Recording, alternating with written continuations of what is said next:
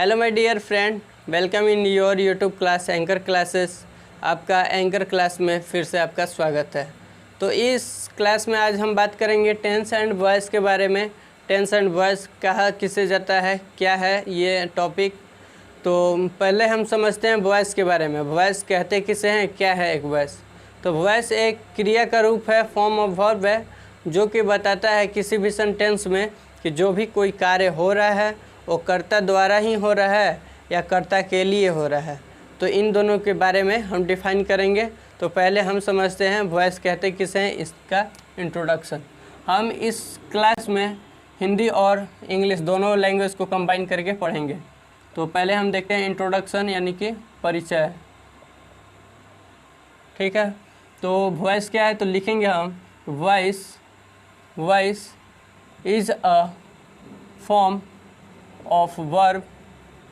Voice is a form of verb that shows यानी कि बताता है that कि a person or thing is a doer an action और या something is done to a person और thing। यानी कि इसका हम हिंदी समझते हैं इस इंट्रोडक्शन का कि कहा जा रहा है कि voice is a form of verb. यानी कि वॉइस क्या है, वॉइस का यहाँ हिंदी हम एक वॉइस मतलब आवाज़ होता है, लेकिन हम उस आवाज़ के बारे में बात नहीं कर रहे हैं। वॉइस एक टॉपिक है, ठीक। तो voice is a form of verb, यानी कि वॉइस एक फॉर्म ऑफ वर्ब यानी कि क्रिया का रूप है। फॉर्म मतलब रूप होता है और वर्ब मतलब क्रिया का रूप है। दैट यानी कि जो, शोज दैट यानी बताता है। दैट मतलब यहाँ की होगा और यहाँ दैट का मतलब क्या होगा, जो। कि voice is a form of verb यानी कि वॉइस एक क्रिया का रूप है जो बताता है कि अ पर्सन और अ थिंग यानी कि एक व्यक्ति या वस्तु is a doer an action यानी कि किसी भी कार्य को करने वाला यानी स्वयं करता है, और यानी कि या something is done to a person और थिंग यानी कि कुछ पर्सन और थिंग के लिए किया जा रहा है। तो इसका हिंदी आप लिखना चाहते हैं तो लिख सकते हैं कि यहाँ से यानी कि इंट्रोडक्शन का हो जाएगा कि परिचय, और यहाँ से परिचय इसका लिखेंगे कि वॉइस एक क्रिया का रूप है जो बताता है कि कोई व्यक्ति या वस्तु किसी काम को या किसी कार्य को डूअर का मतलब क्या होता है कि कोई भी डूअर किसे कहा जाता है कि जो भी पर्सन या थिंग द्वारा कोई भी कार्य किया जा रहा है स्वयं, उसको डूअर बोला जाता है। यानी कि करने वाला। कि व्यक्ति या वस्तु किसी कार्य को स्वयं, यहाँ डूअर का मतलब होगा स्वयं करता है, या यहाँ से हम लिखेंगे कि या समथिंग या कुछ is done to a person और अ थिंग या कुछ व्यक्ति या वस्तु के लिए किया, डन मतलब किया जाता है। तो इसका परिचय आप हिंदी में समझिए कि वॉइस एक क्रिया का रूप है जो बताता है कि कोई व्यक्ति या वस्तु किसी कार्य को स्वयं करता है, यानी कि स्वयं उस कार्य को करता है, या कुछ व्यक्ति या वस्तु के लिए किया जाता है। यानी कि कुछ व्यक्ति या वस्तु के लिए किया जाता है कहने का मतलब है कि वो कार्य तो हो रहा है सेंटेंस में, बट वो कार्य किसी और द्वारा किया जा रहा है। किसके लिए, तो उस व्यक्ति या वस्तु के लिए। मतलब कि इसको आप समझिएगा दो तरह से, यानी कि एक्टिव वॉइस और पैसिव वॉइस की तरफ से। तो इसका दो टाइप होता है, लिखेंगे यहाँ से कि it has two type. 2 types. कौन कौन? तो फर्स्ट आप लिखिएगा कि एक्टिव वॉइस एंड सेकेंड लिखिएगा पैसिव वॉइस। हम बारी बारी से एक्टिव वॉइस को भी समझेंगे और पैसिव वॉइस को भी समझेंगे, ठीक है। पहले हम अब समझते हैं टेंस को कि टेंस किसे कहते हैं। आप इसे नोट कर सकते हैं। तो हम अब समझते हैं टेंस को कि टेंस किसे कहते हैं, टेंस क्या बताता है, ठीक है।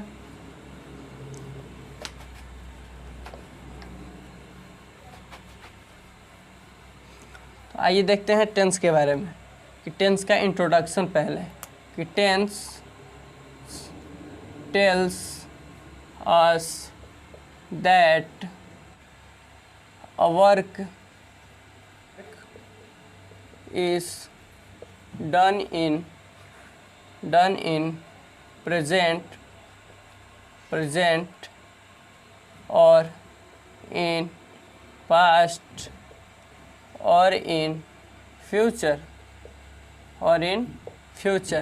कहने का मतलब है कि टेल्स मतलब बताता है या कहता है, अस हमें, दैट मतलब कि अ वर्क इज़ डन यानी कि कोई कार्य हो रहा है, इन प्रेजेंट यानी कि वर्तमान काल में, इन पास्ट यानी कि भूतकाल में, इन फ्यूचर यानी कि भविष्य काल में। इसी को हिंदी में आप समझिएगा, यहाँ से लिखिएगा परिचय कि टेंस कहते किसे हैं कि टेंस हमें बताता है कि कोई कार्य यानी कोई भी सेंटेंस में कोई कार्य होता है, कर्ता द्वारा जो किया जाता है वह कौन से काल में किया जाता है। और काल का मतलब हम समझेंगे यहाँ से कि प्रेजेंट काल होता है, पास्ट काल होता है और फ्यूचर काल होता है, फ्यूचर टेंस होता है। यहाँ से हम इसका परिचय जब हम हिंदी में लिखेंगे तो लिखेंगे काल। टेंस मतलब क्या होता है? काल। तो काल बताता है या बताता है कि अ वर्क यानी कि कोई कार्य किया जाता है वर्तमान काल में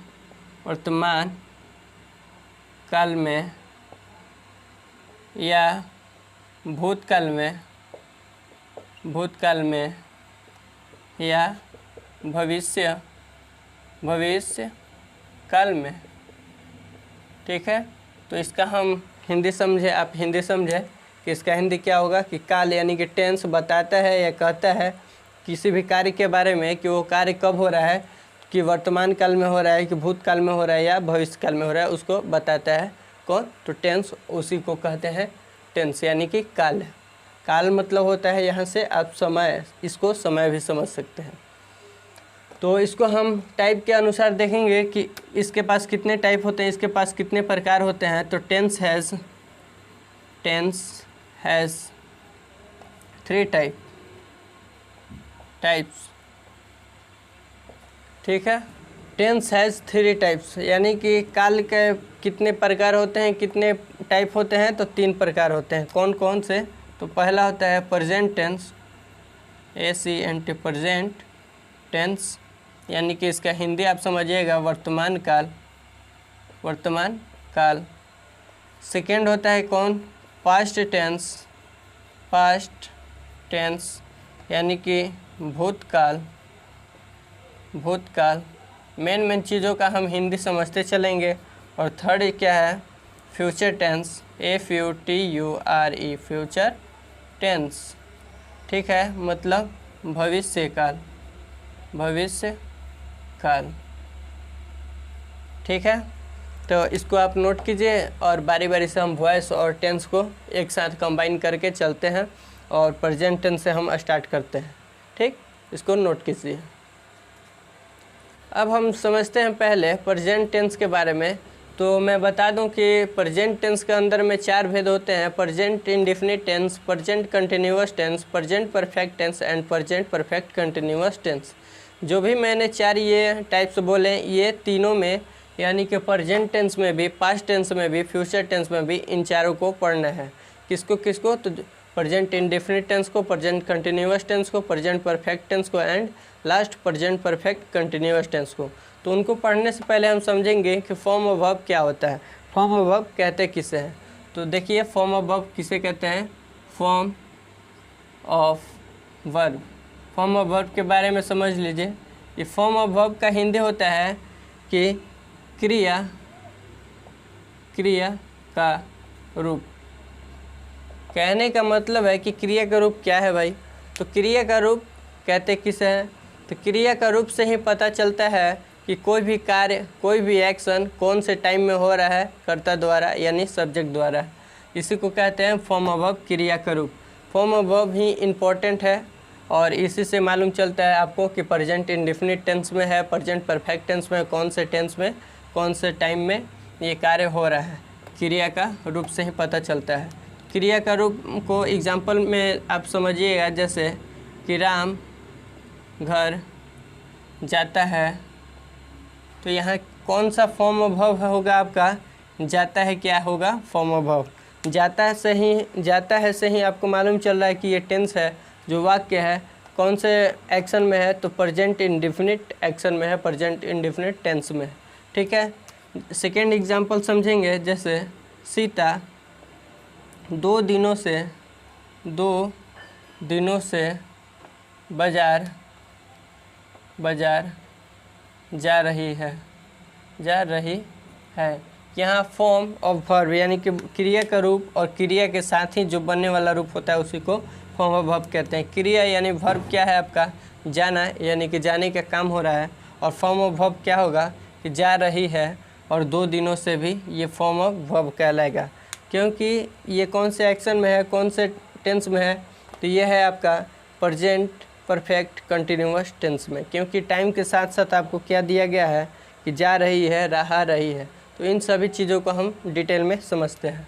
तो पहले हम समझते हैं प्रेजेंट इंडेफिनिट टेंस को, प्रेजेंट इंडेफिनिट टेंस की पहचान कैसे करते हैं। तो प्रेजेंट इंडेफिनिट टेंस की पहचान यानी रिकॉग्निशन आप लिखेंगे यहाँ से, रिकॉग्निशन यानी कि पहचान।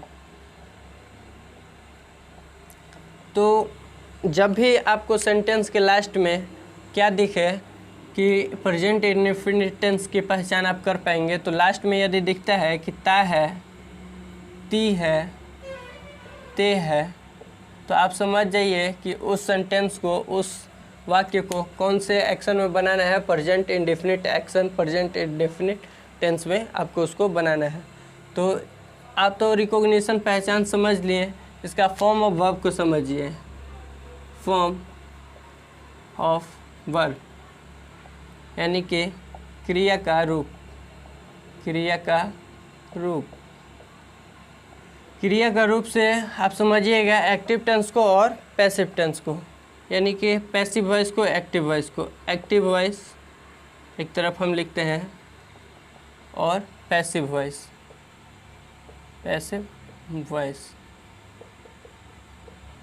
ठीक है, एक्टिव वॉइस में फॉर्म ऑफ वर्ब होगा, जैसे खाता है,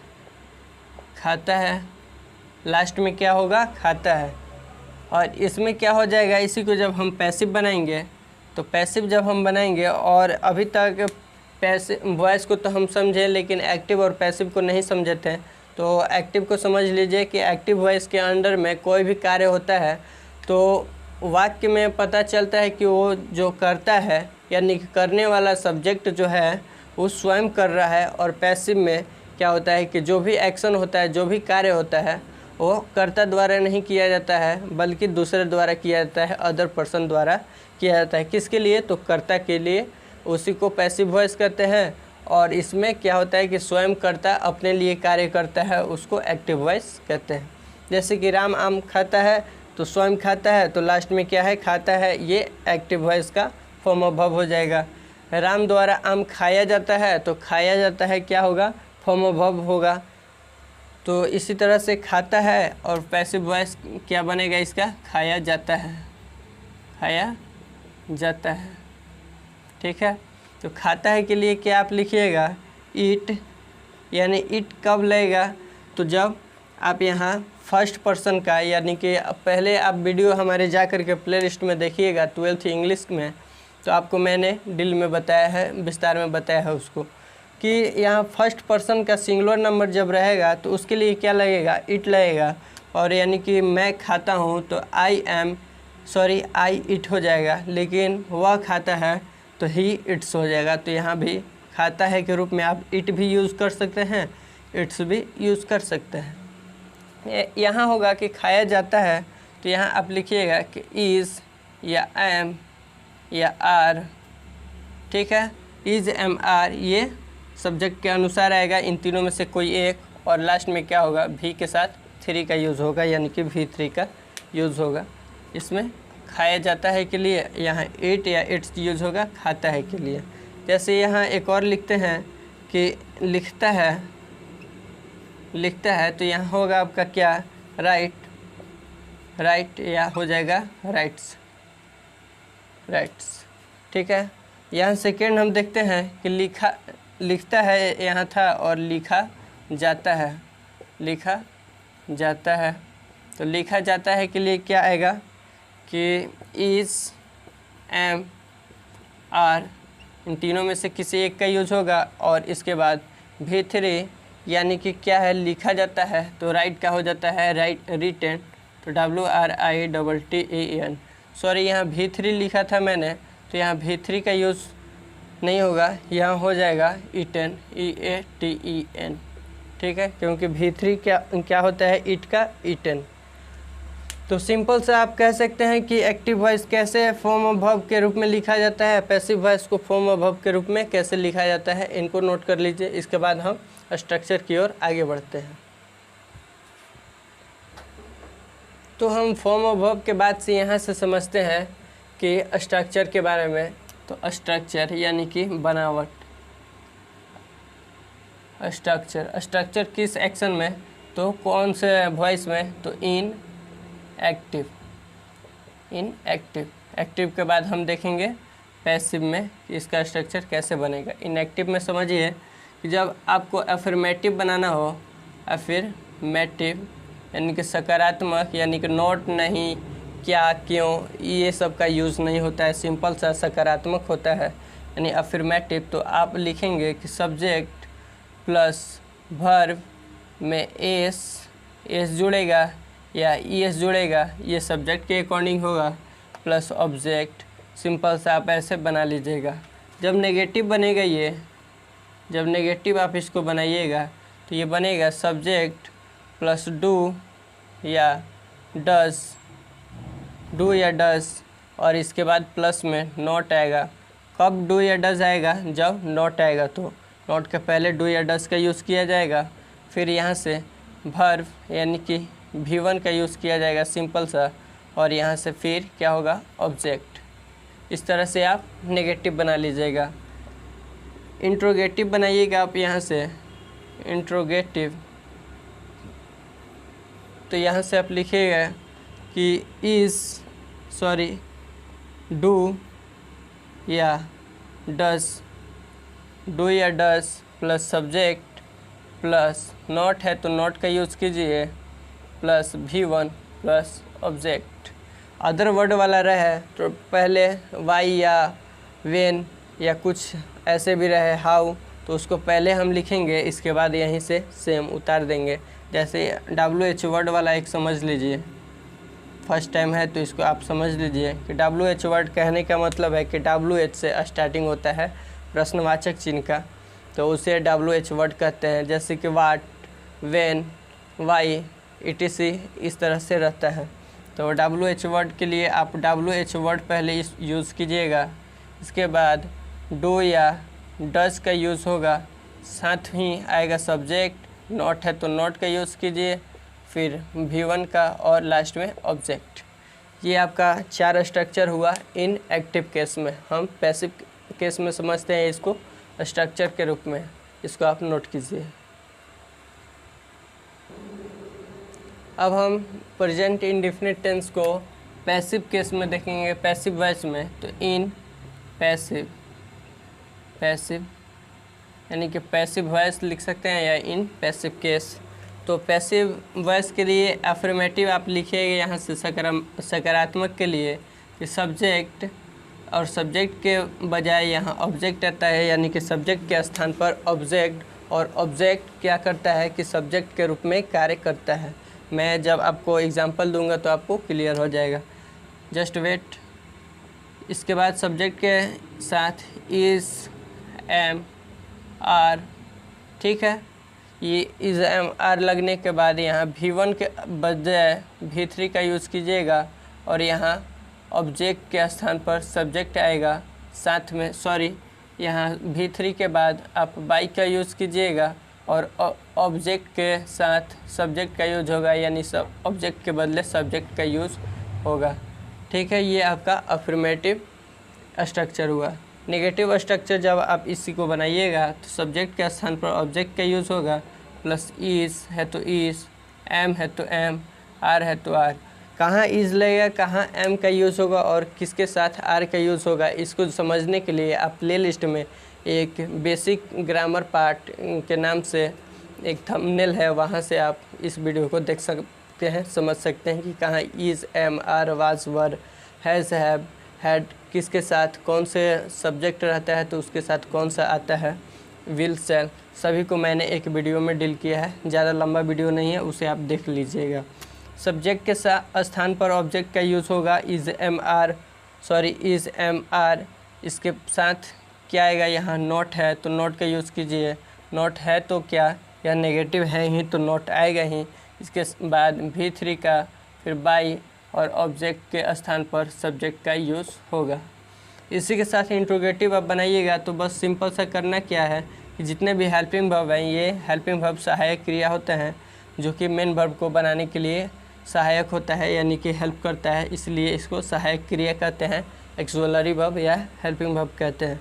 तो इस हेल्पिंग वर्ब को कब interrogative time is, am, are को पहले लिखेंगे हम, इज़, एम, आर को। इसके बाद सब्जेक्ट के स्थान पर ऑब्जेक्ट का यूज़ होगा।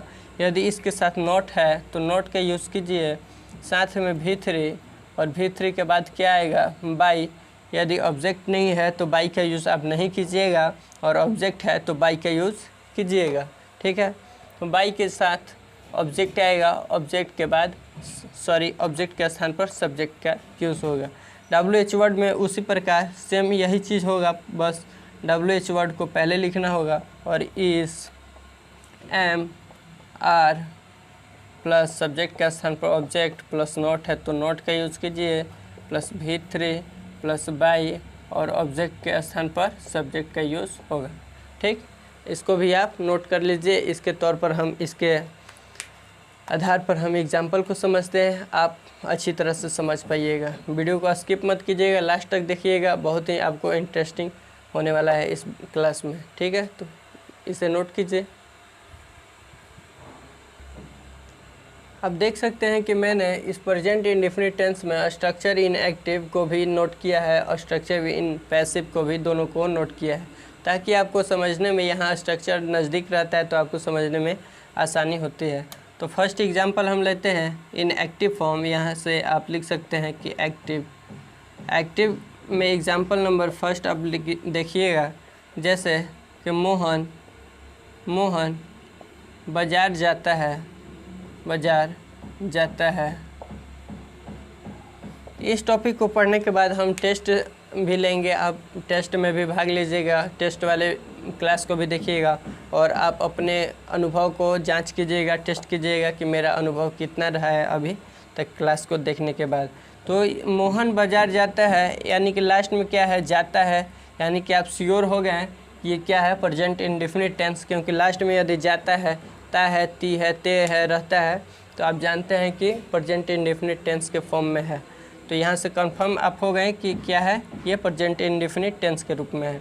जब आप इसको एक्टिव के रूप में बनाइएगा तो पहले क्या कहा जा रहा है कि सब्जेक्ट है, इसके बाद वर्ब के साथ एस या ई एस यूज़ होगा सब्जेक्ट के अकॉर्डिंग, और लास्ट में ऑब्जेक्ट यूज़ होगा, ठीक। तो आपका सब्जेक्ट क्या है, सब्जेक्ट की पहचान, ऑब्जेक्ट की पहचान और वर्ब की पहचान, इन सभी चीज़ों को मैंने बहुत ही विस्तार तरीक़ों से बताया है, डिफाइन किया है।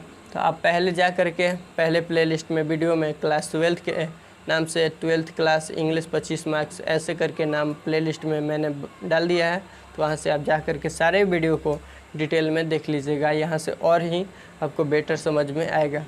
तो सब्जेक्ट की पहचान कौन से करते हैं, तो कौन बाज़ार जाता है, तो मोहन। तो मोहन को क्या लिखेंगे हम पहले, क्योंकि यहाँ पहले सब्जेक्ट है तो लिखेंगे मोहन। मोहन, मोहन के साथ क्या आता है, एस या ई एस आता है, क्योंकि क्या है ये थर्ड पर्सन का सिंगुलर नंबर है। ठीक, यहाँ जाना के क्या होता है, गो, तो गो के साथ ई एस होगा, यानी कि गोज़ हो जाएगा, goes to market, goes to market. ठीक, ये स्मॉल एम है। इस तरह से आप इसको बनाइएगा एक्टिव फॉर्म में। सेकेंड एग्जांपल लेते हैं हम एक्टिव फॉर्म में ही, जैसे, और इसको हम नेगेटिव रूप में लेते हैं, तो ये क्या होगा, जैसे बंदर, बंदर, बंदर घर में नहीं जाता है, नहीं जाता है। ठीक है, लास्ट में जाता है, इससे पता चल रहा है कि ये प्रेजेंट इंडेफिनिट टेंस है। ठीक, और इसको इंट्रोगेटिव आप नेगेटिव बनाइएगा, क्योंकि यहाँ नहीं है, तो नेगेटिव वाले आप स्ट्रक्चर को देख लीजिएगा एक्टिव में कि कैसे बनाया गया है, और उसी के अकॉर्डिंग यहाँ बनाइएगा सेंटेंस जवाब। तो ये बनेगा द मंकी, द मंकी, यहाँ स्मॉल एम होगा, और इन सभी छोटे छोटे चीज़ों को आप भी ध्यान दीजिएगा। The monkey, the monkey does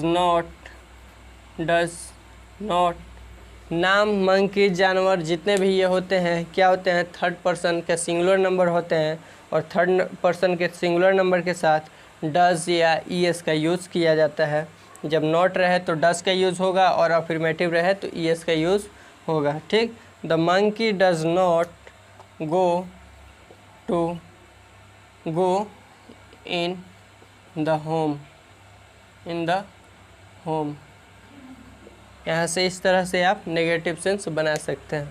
हम इसको पैसिव के रूप में जब देखेंगे तो कैसे बनेगा, देखिए, और इसको आप नोट कर लीजिए।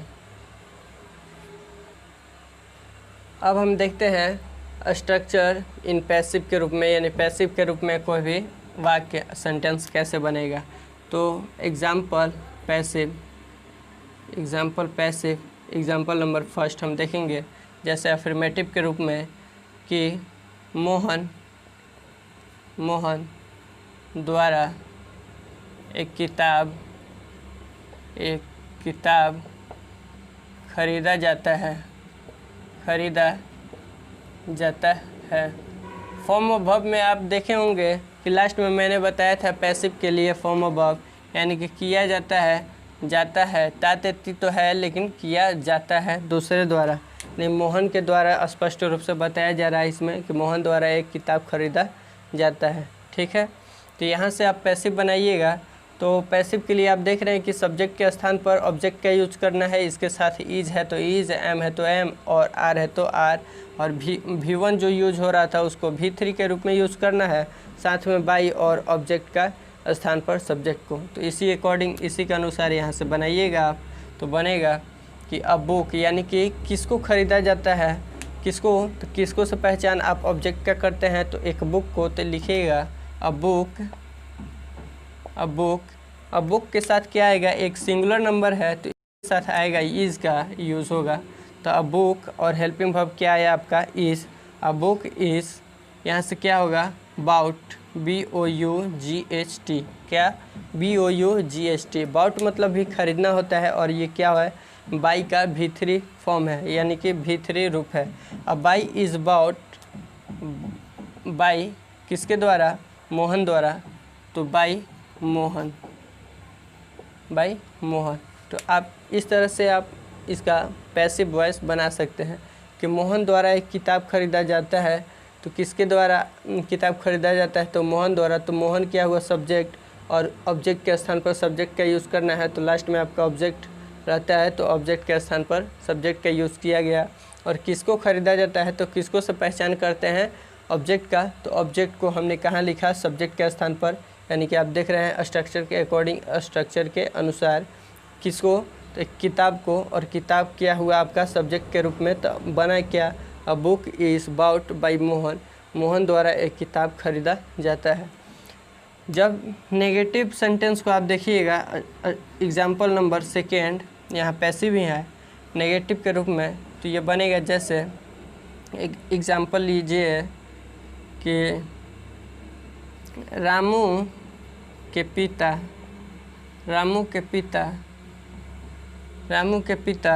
द्वारा बैलों को बाज़ार में बेचा जाता है। ठीक, रामू के पिता द्वारा बैलों को बाज़ार में बेचा जाता है। किसको बेचा जाता है? तो बैलों को। तो बैलों क्या हुआ? आपका ऑब्जेक्ट हुआ, लेकिन ऑब्जेक्ट का यूज़ कहाँ करना है? सब्जेक्ट के स्थान पर। तो बैलों से हम स्टार्ट करेंगे, ऑक्स से इस सेंटेंस का शुरुआत करेंगे। और क्या है? बेचा जाता है। हम इसको नेगेटिव बनाइएगा आप, तो रामू के पिता द्वारा बैलों को बाज़ार में नहीं बेचा जाता है, तो नेगेटिव के लिए आप नहीं बेचा जाता है कर लीजिए यहाँ, बाज़ार में नहीं बेचा जाता है। ठीक, बेचा जाता है। यहाँ से आप जब बनाइएगा नेगेटिव स्ट्रक्चर के अकॉर्डिंग पैसिव वॉइस में आप देख लीजिएगा, वहाँ मैंने बताया उसी के अनुसार आप इसे बनाने का ट्राई कीजिएगा। तो ये बनेगा किसको? तो बैलों को। तो द ऑक्सेस, OXES सेस आर नॉट, यहाँ बेचा जाता है, यानी नॉट सेल मतलब बेचना होता है, लेकिन सेल मतलब बेचना होता है, लेकिन सेल का होता है सोल्ड, V3। तो यहाँ से V3 का यूज़ करना है। आप स्ट्रक्चर में देखिए तो यहाँ हम लिखेंगे sold. The oxes are not sold by, यहाँ बाई है V3 के बाद, तो बाई किसके द्वारा? तो रामू के पिता द्वारा। तो आप लिख सकते हैं फादर ऑफ रामू या रामूस फादर। यहाँ कैसे रामूस फादर लिखा जा रहा है? ये नाउन ऑफ नाउन है, और नाउन ऑफ नाउन को भी मैंने डील किया है, प्ले लिस्ट में आप जा कर के देख लीजिएगा। Ramos father, FATHER father. इसके बाद आप देख रहे होंगे कि बाज़ार में, यानी कि ऑब्जेक्ट के अलावा भी कुछ और है, तो जिसे अदर वर्ड कहा जाता है। और अदर वर्ड को हम पीछे से इसको सजा करके अर्थपूर्ण बना करके हम लिख देते हैं। तो बाज़ार में, तो इन द मार्केट। ठीक है, तो इस तरह से आप इसको पैसिव के रूप में बना लीजिएगा। जब इंट्रोगेटिव के रूप में आप बनाइएगा, तो एक इंट्रोगेटिव के रूप में मैं बनाता हूँ, जैसे एग्जाम्पल ये पैसिव के लिए है, सीता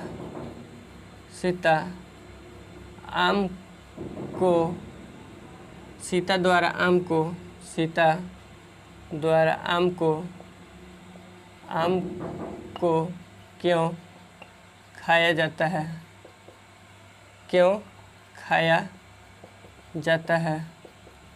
ठीक है, तो यहाँ से जब आप इंट्रोगेटिव इसको बनाइएगा तो ये बनेगा, पहले WH वर्ड क्या है आपका? क्यों का क्या होता है? वाई।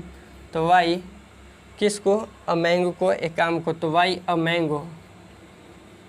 मैंगो। इसके बाद आपका नेगेटिव यानी नहीं है, तो आप नहीं लगाइएगा। इसके बाद आप क्या लिखिएगा? Helping verb. तो why a mango is eaten by किसके द्वारा? तो सीता। ठीक है, तो यहाँ से आप इसका इंट्रोगेटिव पैसिव बना सकते हैं। इसको आप नोट कीजिए। इसके बाद हम नेक्स्ट टॉपिक पर बात करते हैं। नेक्स्ट टॉपिक पर बात करने से पहले मैं आपको कुछ एग्जाम्पल देता हूँ, उसको एक्टिव के फॉर्म में और पैसिव के फॉर्म में। तो फर्स्ट एग्जाम्पल लीजिए इन एक्टिव फॉर्म। और यदि आपको इसको ट्रांसलेट करने में प्रॉब्लम होता है तो आप कमेंट बॉक्स सेशन में भी आप बता सकते हैं कि सर या भैया या कोई भी चीज़ कि हमें सर यहाँ प्रॉब्लम हो रहा है, तो इसका सेंटेंस का ट्रांसलेट करके बताइए, या आप इस क्लास में भी इस डाउट को दूर कर सकते हैं। तो समझिए इसको एक्टिव फॉर्म में। एग्जाम्पल नंबर फर्स्ट को अफर्मेटिव में ही बता रहा हूँ, जैसे कि सीता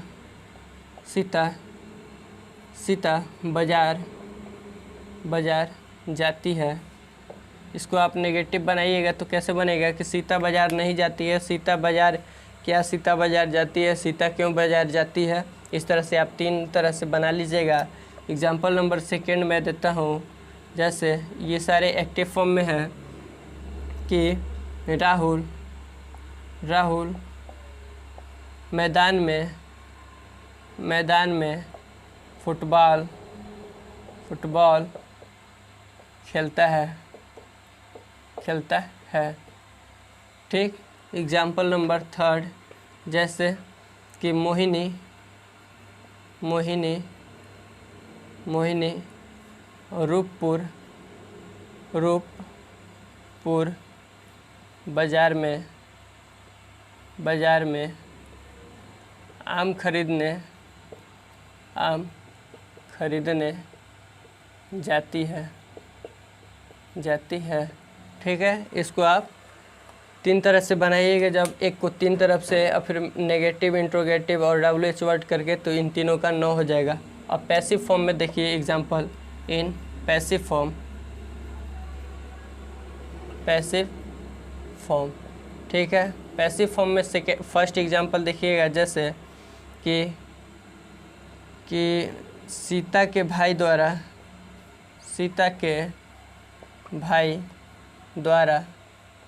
मछलियाँ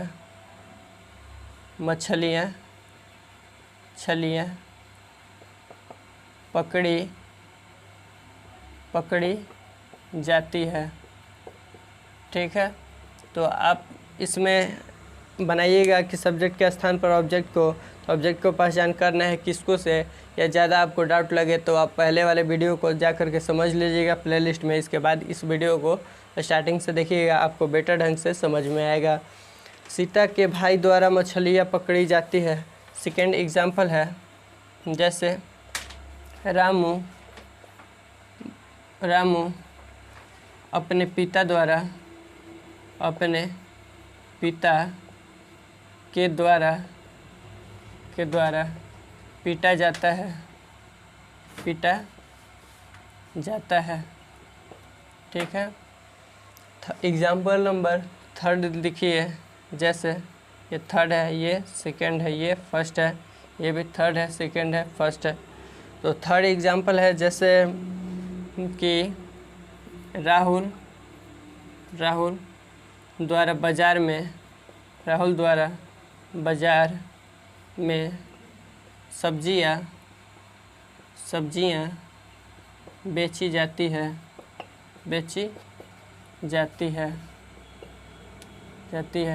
ठीक है। इन तीनों को भी आप नेगेटिव फॉर्म, इंट्रोगेटिव फॉर्म और WH वर्ड फॉर्म के रूप में एक को बनाइएगा तो आपका हो जाएगा 3, और इसको लेकर के 4। तो एक को आप जब 4 रूप में बनाइएगा तो 3 को बनाइएगा तो आपको 12 रूप में बन जाएगा। 12 पैसिव में और 12 एक्टिव में, 12 दूनी का 24 आपका सेंटेंस हो जाएगा, और आपका खूब बढ़िया से इस पर प्रैक्टिस होगा। ठीक है।